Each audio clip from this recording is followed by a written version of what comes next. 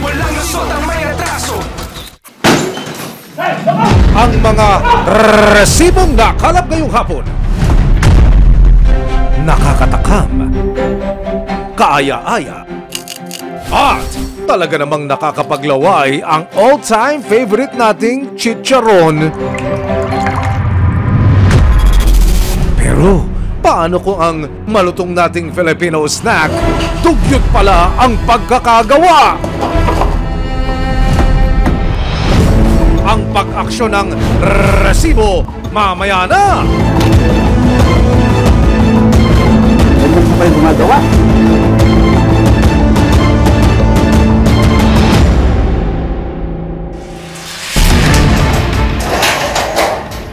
Pinilit buksan ng gate, inakyat ang bakod at sinalakay ng mga operatiba ang isang bakay sa Imus, Cavite. Uga daw kasi ito ng mga Chinese national na nasa likod ng isang love scam. At ang mga ginagamit daw ng mga dayuhan para makapanloko online, mga Pinay. We will search for any drugs. Yes. Ano pa kaya ang matatagpuan ng mga operatiba sa loob ng bahay na ito? Susunod! Crunchy on the outside, dirty on the inside.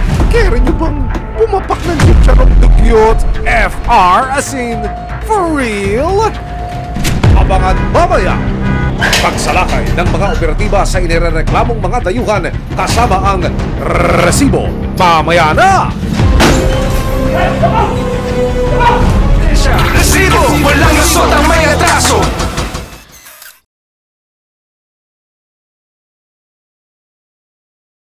Resibo, walang lusot ang may atraso. Ano bang reklamo bibigyan tugon? Bawat hinaing at problema kakanapan ng solusyon. Ito ang bago ninyong sandigan, hindi palalampasin ang mga tiwali at maling gawi. Dito, walang ligtas ang kabusado at lalong walang lusot ang may atraso. Dahil ang lahat, hahanapan natin ang resibo. Bakit nakapon ako po sa Emil Sumangil? Carry nyo bang pumapak ng chicharong dugyot with putok-batok feels on the side? Crunchy on the outside pero dirty pala on the inside. Mga pagawaan ng chicharon sa Tarlac, mekos-mekos na sa kadugyutan. Agosto nitong taon, nakatanggap ang Resibo Action Center ng isang nakabibilaok na tip mula sa isang netizen. Sobra na po ang perwisyo, ang daming langaw at sobrang uso. Sa pinadalang mga litrato at videos, makikitang nakabuyang-yang lang ang mga chicharon sa isang trapal na inilatag sa sahig. Sa unang video, makikita ang isang lalaki na walang damit pang itaas habang naghihiwa ng mga karne ng baboy sa labas ng kanilang bahay. Ang mga langaw, happy at hindi na makapaghintay. Favorite nyo rin ba yan? Sa isa pang video, may lalaki namang nagcha-chop-chop na mga lutong chicharon sa sahig. Kuya, hindi po ba uso ang chopping board dyan? Nakaka-high blood naman po yata yan sa kadugyutan. Kaya ang panawagan ng netizen sa resibo. Ayaw naman namin sila mawala ng pagkakakitaan, pero kung kalusugan naman po namin ang kapalit, hindi naman po atatama. Susunod, ang pag-aksyon sa mainit-init pang reklamo, ikinasa ng resibo kasama ang CIDG Tarlac at lokal na pamahalaan. Dito na kami. Ganyan po kayo gumagawa. Bakay sa isang exclusive subdivision, uga daw ng mga dayuhang sangkot sa love scam. Resibo, walang lusot ang may atraso.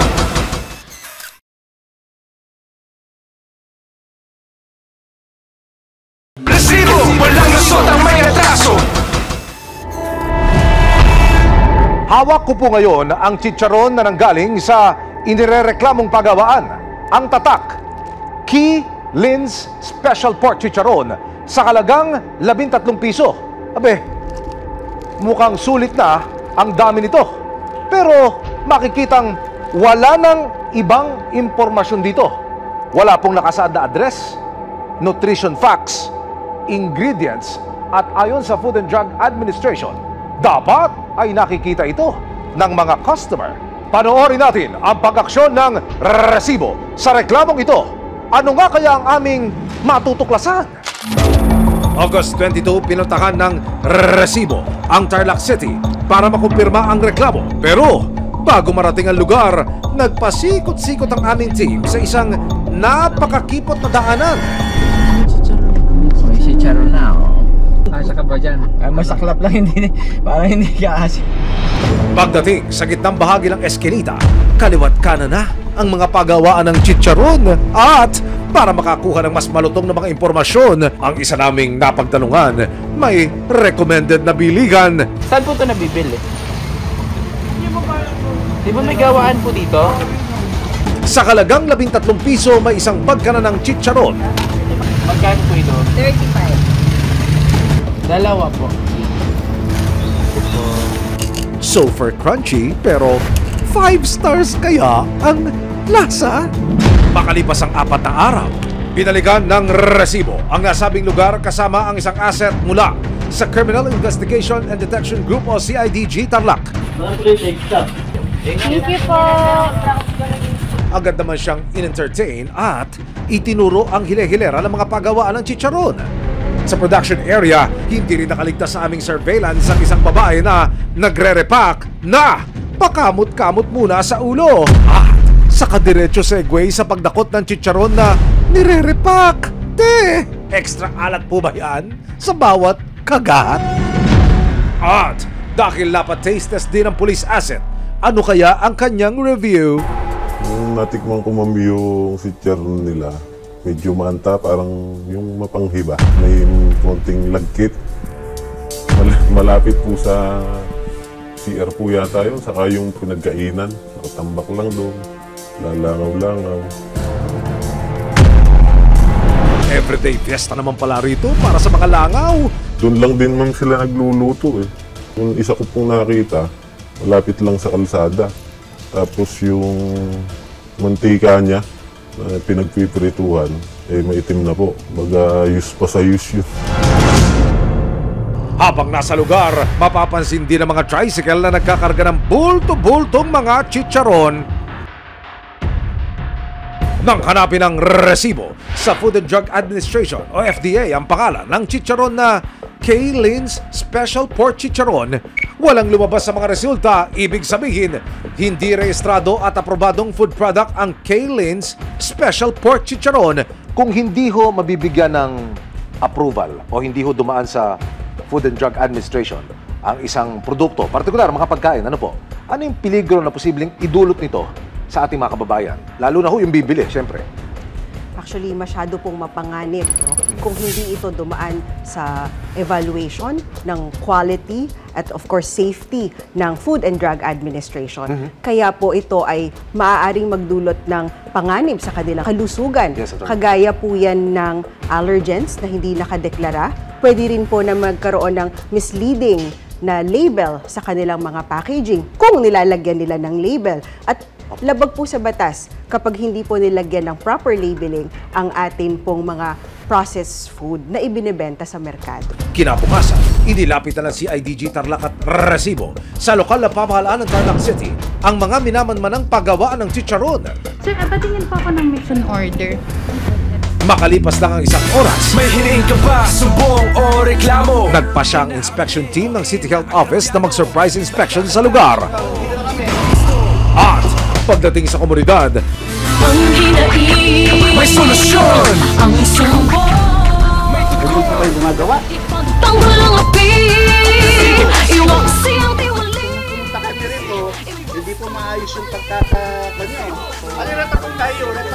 Sinabjak yun. sa unang bahay na pinasok ng mga otoridad, may kapuna-puna na raw sa tinatawag nilang cooking area. Mga ma'am sir, mantika pa ba yan o crudo? Ew! Kasi nakita po namin yung lugar nyo, hindi po siya akma doon sa standard ng sanitation. Madumi. Ngayon lahat po yung mga karne dyan, kailangan namin kumpiskahin. Iko-condemn po namin yun kasi konsya ng hati. Wala po tayong magagawa. Kasi nga po, nung pumunta kami rito, hindi po maayos yung pagkakakanyo. Sa patuloy na pag-inspeksyon ng lokal na pamahalaan, walang lusot sa mata ng mga inspektor ang mga kadugyutang paggawa ng chicharon. Tignan mo, nagluluto ka, wala kang damit, wala ka pa naninigarilyo ka pa. Hindi kasi kayo mainit. Sa katabing bahay naman, ang mga karne na chinap-chap, tinetaste-test din ng sandabakak ng mga langaw. Wow naman! Only pork para sa ating flying creatures. Kaya po na, dapat po ating kontak up na. Yan po, kalaw po na. Para po hindi tayo na para sa negosyo natin, ayusin po natin. Total, kumikita naman po tayo. Sa panayam ng resibo sa mga ilang may-ari ng 6 na pagawaan na ininspeksyon ng mga otoridad, hindi raw nila itinatanggi ang maruming paraan ng paggawa ng chicharon. Pero ito lang daw kasi ang tangi nilang paraan para makapaghanap buhay. Matagal na. Diyan na nga nila po ng anak ko eh. Sakit lang. Sakit ko. Hindi ko alam kung saan kami kukuha ng para pagkain po namin. Ngayon, kung ano po yung masasuggest nyo na gusto nyo mangyari, na gusto nyo malinis or ano or what po, willing naman po kami makipag-cooperate. Ayon naman sa inspection team ng Tarlac City, nilabag ng mga pagawaan ng mga sumusunod. Una, ginagawa po yung chicharon sa loob ng residential houses na hindi po akma bilang food processing area. Ikalawa po, wala silang sanitary permit, health certificates po ng mga nagtatrabaho doon, at business license. Ikatlo po, hindi rin po sila dumaan sa City Planning and Development Office kaya wala po silang locational clearance. Sa ngayon, ipinasara na ang mga pagawaan ng chicharon. Hindi sila maaaring gumawa at magbenta hanggat naayos nila ang lugar at nakapag-apply na sila ng mga karampatang permit. Pagsisiguro naman ng Tarlac City LGU, maghihigpit man sila sa mga lumabag sa kanilang patakaran, tutulungan din nila ang mga umaasa rito bilang kabuhayan. Payo po sa kanila ay maghanap po tayo ng angkop na lugar at dumaan po sa tamang proseso, and we will give them all the assistance. Maaari rin po silang mag-organize actually bilang isang cooperative, diba? Upang matulungan po sila maging legal at maging sustainable po yung kanilang operation. Paalala naman ng mga operatibang kasama sa inspeksyon, maaari ring maharap sa kriminal na kaso ang mga pagawaan ng pagkain na maaaring magdala ng panganib sa kalusugan. Ito po ay binigyan natin ng babala sa unang pagkakataon. Sa susunod po nating maaktuhan at may reklamo pang maririnig, ay pwede na po natin ihulihin sila at i-effect po natin ang criminal aspect po nito. Mayroon pong paglabag sa ilang batas natin gaya nga po ng Sanitation Code, ng Consumer Act at saka yung pwede din po yung Food Safety Act po na pwede natin ikaso sa kanila.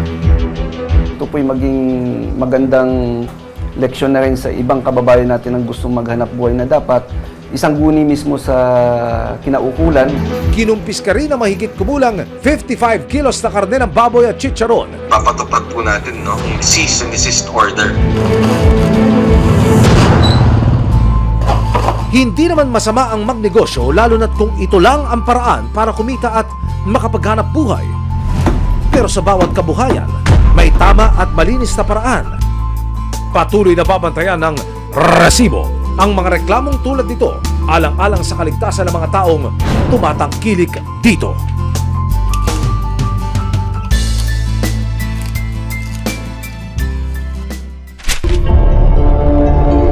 Tatlong Chinese nationals ang tinugis ng mga otoridad. Paano ba naman overstaying na nga, sangkot pa raw sa droga at sa isang love scam na nagpapaibig ng mga biktima online? Ni hao, bawal na bawal po mga yan! Effective today, all POGOs are banned. July 2024, ipinatupad ang total ban ng Philippine Offshore Gaming Operations o POGO sa bansa.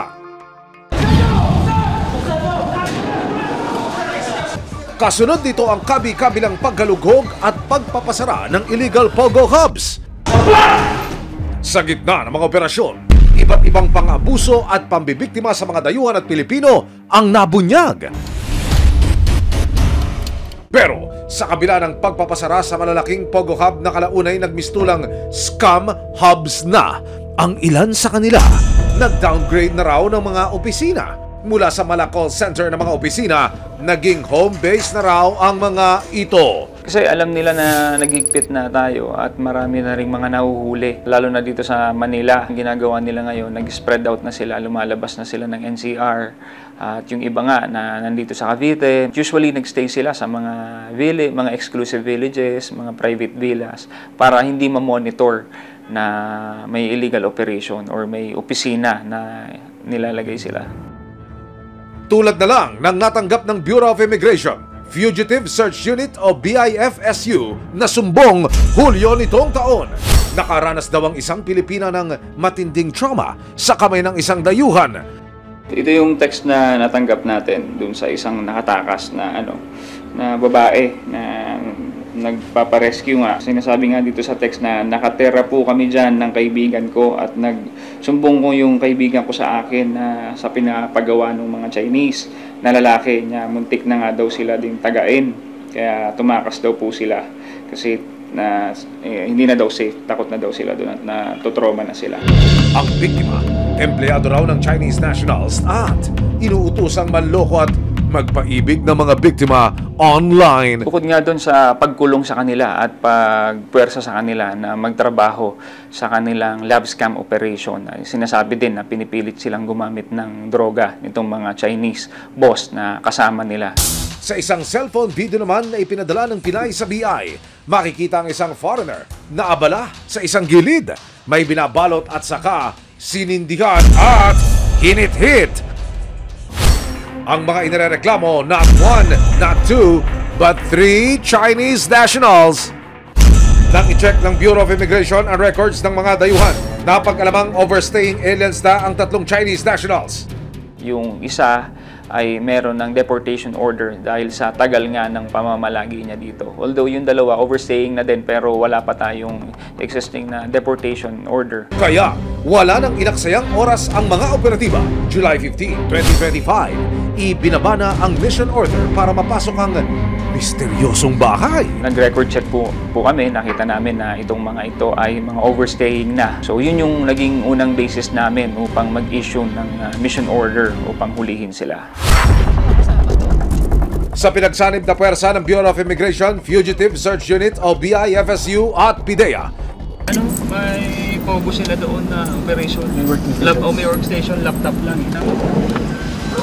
Pinunta ka na ng mga operatiba ang nasabing bahay kasama ang resibo.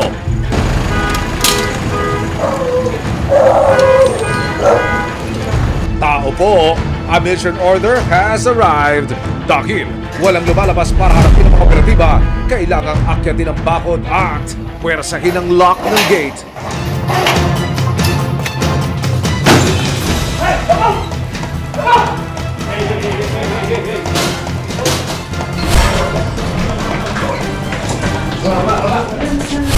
Nang makapasok, agad nilang hinalugog ang loob ng bahay.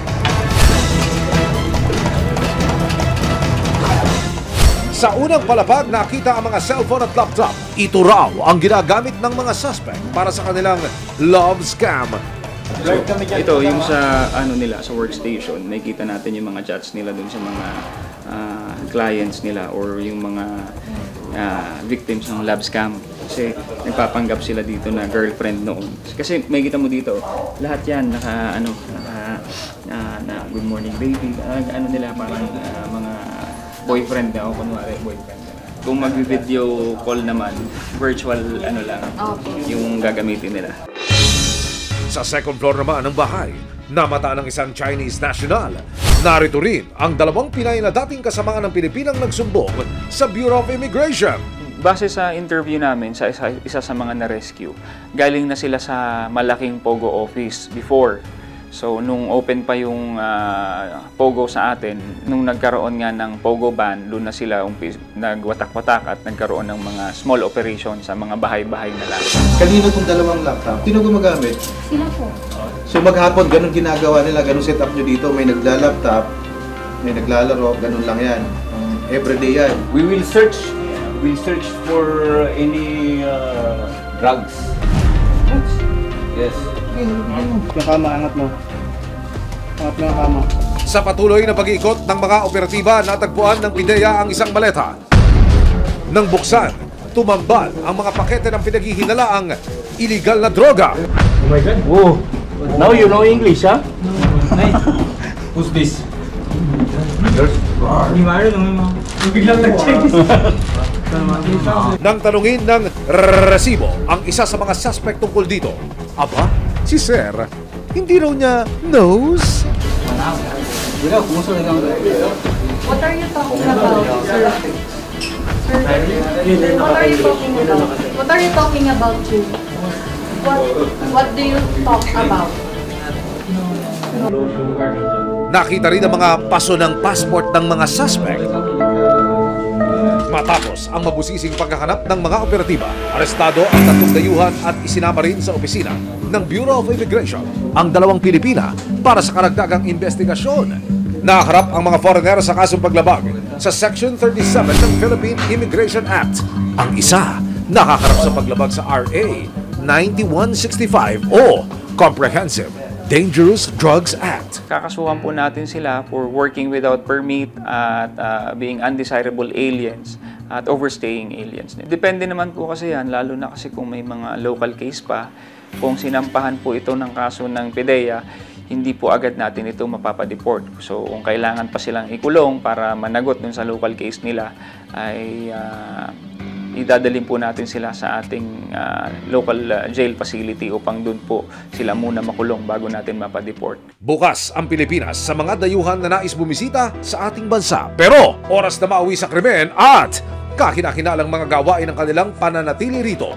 Nariyan ang mga alagad ng batas para siguraduhing matigil ito at mapanagot ang mga dayo bago ibalik sa kanilang bansa.